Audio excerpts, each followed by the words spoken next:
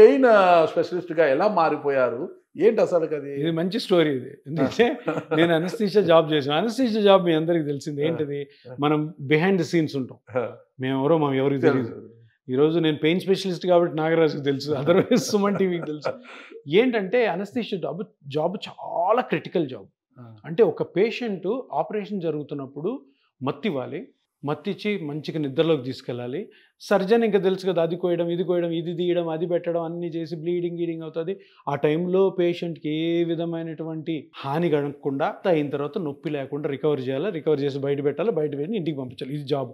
కానీ ఇతను ఎవరికి తెలియదు. నేను చెప్పాను కదా, ఇంతే అడిగాను.